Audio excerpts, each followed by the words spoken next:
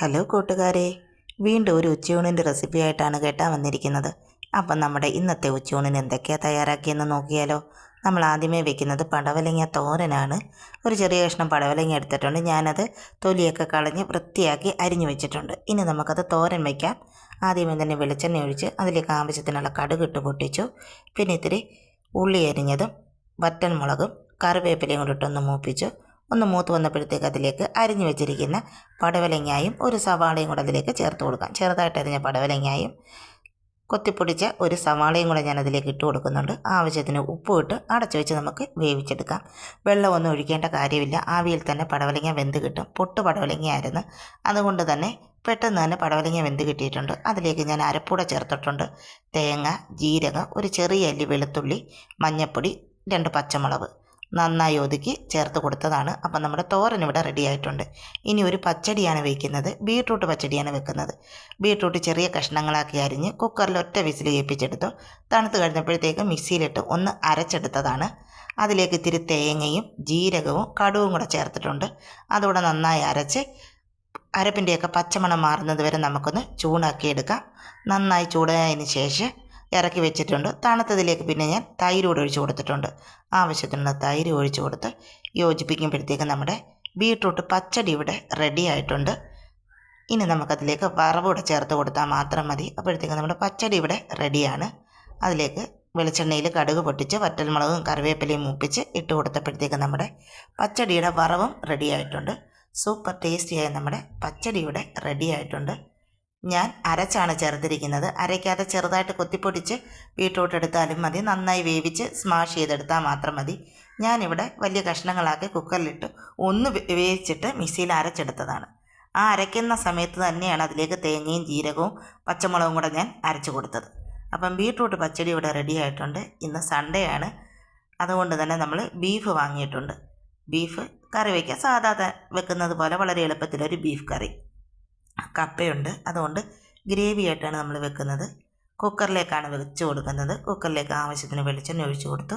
എണ്ണ ചൂടായപ്പോൾ അതിലേക്ക് തേങ്ങ കൊത്തിട്ടൊന്ന് മൂപ്പിച്ചു. മൂത്ത് വന്നപ്പോഴത്തേക്ക് അതിലേക്ക് ഇഞ്ചിയും വെളുത്തുള്ളിയും ചതച്ചത് ചേർത്ത് കൊടുക്കുന്നുണ്ട്.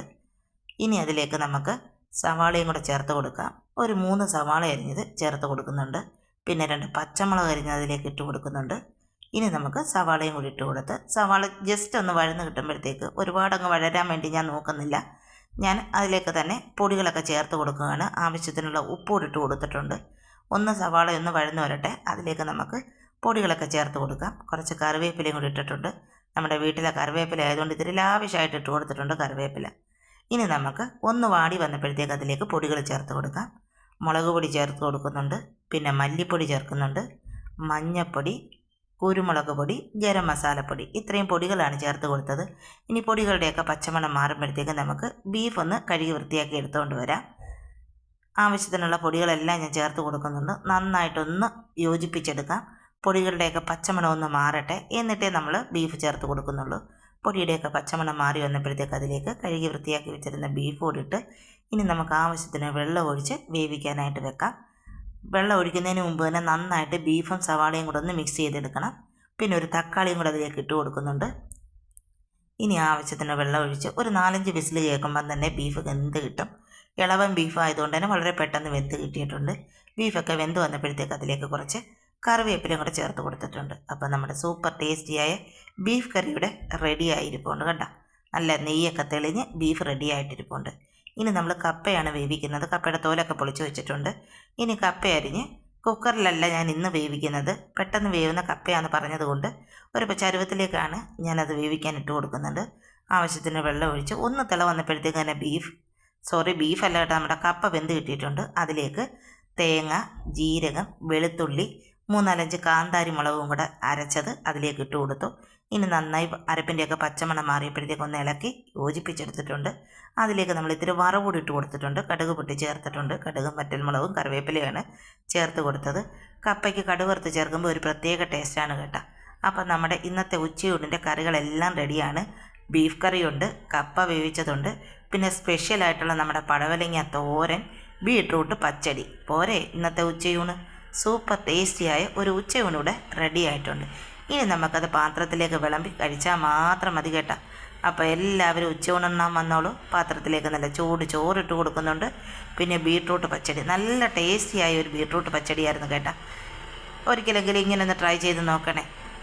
മിക്സിയിലൊന്ന് അരച്ച് ചേർത്ത് പച്ചടി വയ്ക്കുമ്പോൾ അതൊരു പ്രത്യേക ഒരു ടേസ്റ്റാണ്. നല്ല ടേസ്റ്റിയായ ഒരു ബീട്രൂട്ട് പച്ചടിയായിരുന്നു കേട്ടോ. പിന്നെ നമ്മൾ പാത്രത്തിലേക്ക് നമ്മുടെ പടവലങ്ങ തോരൻ വെച്ച് കൊടുക്കുന്നുണ്ട്. നല്ല ടേസ്റ്റ് തന്നെ ഉണ്ടായിരുന്നു പടവലങ്ങ തോരനും. പിഞ്ച് പടവലങ്ങ ആയതുകൊണ്ട് തന്നെ നല്ല ടേസ്റ്റ് ഉണ്ടായിരുന്നു പടവലങ്ങയ്ക്ക്. പിന്നെ അതിലേക്ക് നമ്മൾ കപ്പ വേവിച്ചത് വെച്ച് കൊടുക്കുന്നുണ്ട്. പിന്നെ രാവിലെ നമുക്കിവിടെ കിഴങ്ങേറിയായിരുന്നു, പൂരിയും കിഴങ്ങേറിയായിരുന്നു. അതുകൊണ്ട് അതും കുറച്ച് ഞാൻ കിഴങ്ങേറിയും കൂടെ അതിലേക്ക് വെച്ച് കൊടുക്കുന്നുണ്ട്. പിന്നെ ബീഫ് കറിയും നമുക്ക് വെച്ച് കൊടുക്കാം. ഇത്തിരി ഗ്രേവി ആയിട്ടാണ് ഞാൻ ബീഫ് റെഡിയാക്കി എടുത്തിരിക്കുന്നത് കേട്ടോ. നിങ്ങൾക്ക് എത്രയും ഗ്രേവി വേണ്ടെങ്കിൽ ഗ്രേവി കുറച്ചെടുത്താൽ, നമ്മൾ കപ്പയൊക്കെ ഉള്ളത് കൊണ്ടും അതുപോലെ തന്നെ ചോറിൻ്റെ കൂടെ കഴിക്കുന്നത് കൊണ്ടും നമ്മൾ ഇത്തിരി ഗ്രേവി ആയിട്ടാണ് ബീഫ് എടുത്തിരിക്കുന്നത്. ആവശ്യത്തിനുള്ള ബീഫും പാത്രത്തിലേക്ക് വെച്ച് കൊടുക്കുന്നുണ്ട്.